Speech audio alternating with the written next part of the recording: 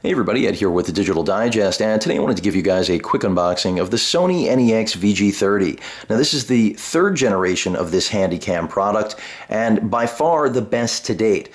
There's no question that the VG30 is far more geared towards incremental updates, not that the VG20 was much more than that. I did cover that camera in the past, but a very important update is that brand new power zoom lens, 18 to 200 millimeter lens that's incorporated into this $2,700 kit.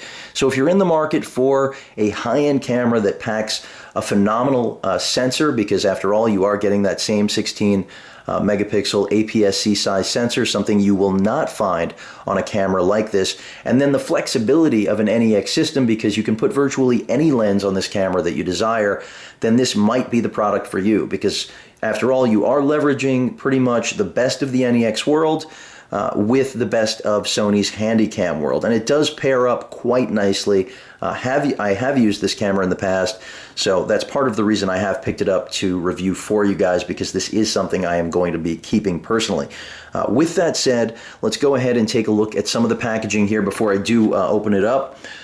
Basically all of the specifications that I've been mentioning, at least in part, that 16 megapixel sensor, the fact that you do have the flexibility of interchangeable lenses, which of course are all E-mount, but if you're already invested in the system like myself or many of my viewers that are watching this now, that is the part of the beauty of this camera.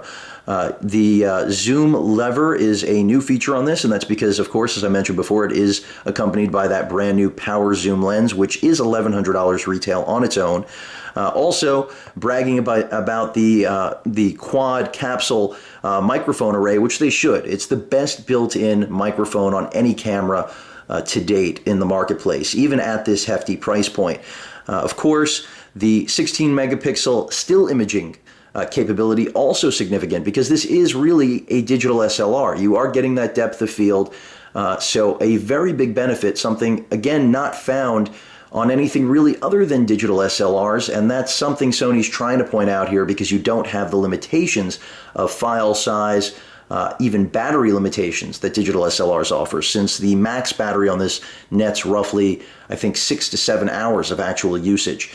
And of course, the XGA OLED TrueFinder Viewfinder that's on here, besides the LCD touchscreen that you can use to operate this camera, is also updated. It does share the same viewfinder from the A99, the full-frame beast that Sony manufactures. So that's significant. Everything else here pretty much self-explanatory. Contents of the box, you guys are going to see that in a moment, so no real spoilers there. And then just some noteworthy accessories, I'll say, whether it comes to lighting, your XLR attachment. That was a big critique of the 10 and 20, no XLR availability. Now Sony has an official accessory that does mount on this new Hotshoe that you guys will be seeing in a moment. It is very expensive though. It's almost around $800. So clearly this is not for the traditional consumer. This is definitely geared towards the professional. They're telling you recommended accessories are, Zeiss lenses that are over $1,000. So not for the faint of heart. If you're buying this, you know what you're getting yourself into. There's the collection of at least what's available without going to other manufacturers and rings. But with that said, let's go ahead and pop this open. Of course, you can use just about, as I said, any lens here. Sony's going to recommend that you use the A-mount adapter and go crazy with full-frame lenses. The VG900 is definitely better suited for that, since that is a full-frame version of this, but that's also far pricier camera. But this is really very well suited for those of you that are looking for an all-in-one solution. If you are finding yourself in a bit of a pickle or a difficult position deciding whether to get a full-frame camera that's going to give you very good imaging both in still and video, but isn't going to really be able to provide the video capability that something like this will afford, you may want to look into this, because this is definitely smaller than most full-frame camcorders. Of course, warranty, accessory guide. Sony does literally give you a map of all the different accessories that will work with it. Now I think the system's matured quite well, especially, as I mentioned before, you can always fall back on just using adapters and manually controlling just about any piece of glass on this, because it does afford you all of those manual controls that you would desire in a professional capacity. So let's see if I can get this out of here, because it is fairly large with the 18-200 attached, and I am really excited about that lens because a lot of people have been asking me, you know, should I get the brand new 18-200 as opposed to the older one? And for those of you who follow my channel, you know already that I've given a very strong endorsement to the old 18-200, the original SEL 18-200. The LE is nice, compact, but I didn't find it to be optically better. Forget that, of course, the image stabilization is not as good, but this one is an entirely new beast in that now we've got a power zoom. So for those of you that felt awkward using the traditional one, which of course you had to manually control, you now do have even a programmable zoom here. So if you're worried about, you know, it recording its own motor, it is avoidable, but clearly if you're really doing pro work with this, you're not going to necessarily be using the onboard sound here or an XLR adapter. You may have a completely different audio source altogether.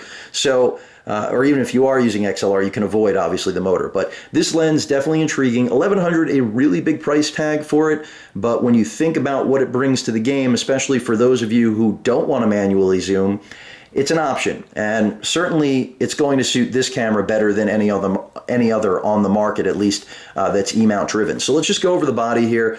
The lens, as you guys can see, has a power zoom toggle as well as a manual switch. Beyond that, on the body, very familiar to the previous generations. Your manual mode button. You have your ring for going through different settings and controls. It's customizable. Your focus button, your memory slot is right there, which of course does accept, like most Sony products, both memory stick as well as SD cards. Not sure on the actual limitations on size, but that's something I'll explore.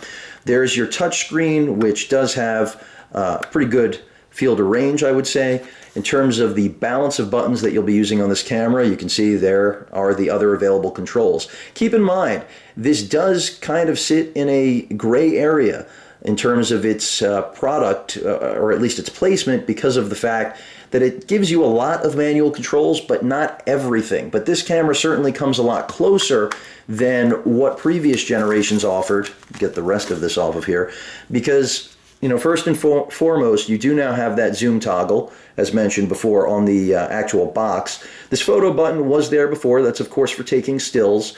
And you do have an expanded focus as well as a start and stop record button here. This is the second one because there is one back here. And that's the traditional location, obviously. Your mode button to switch in and out of still and video. And over here, you've got all of your other ports. So, you know, headphone, microphone, DC in, USB, and HDMI. And for those of you curious as to the HDMI type, you can see it is, I believe that is a full size, actually. I thought it was going to be a micro, but it looks like it's a full size. So definitely nice to see full size there, certainly preferable. And, you know, overall, this really does try to accommodate just about every need you could possibly have without spending, I would say, you know, somewhere between $5,000 and $10,000 on a professional camera. So again, that microphone, which I told you guys is pretty much best in class. Let's get to the actual Hotshoe here. Lip is on the right side, and there you can see this is brand new, and this is a critical upgrade for many users because now you have the ability to mount all different attachments that you just couldn't do with the last gen, including that XLR adapter, which, even though it's expensive, I know for a lot of you out there that were looking to use this in a professional capacity, that was one of the hurdles with this camera. Even though there were, you know, workarounds, it's nice to have something that's native, especially when you're spending this kind of money. Your viewfinder is upgraded, as I mentioned, and it does incorporate the Minolta sensor that's found on pretty much all of Sony's high-end cameras that will detect when you're actually using it.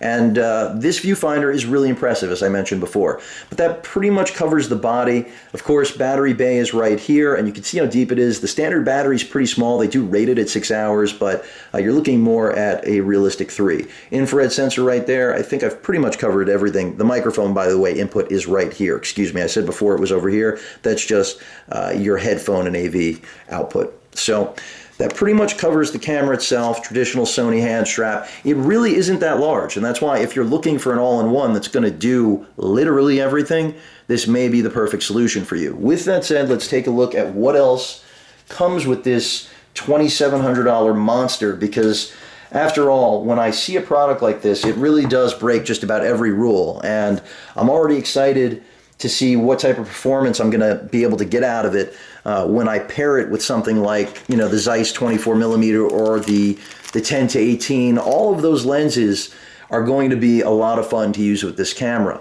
And of course, I'm going to be using it for you guys right here on the channel. So it does come with a real remote, which is really unseen these days, at least with Sony cameras in general, but this is a real camcorder. It is a Handycam after all.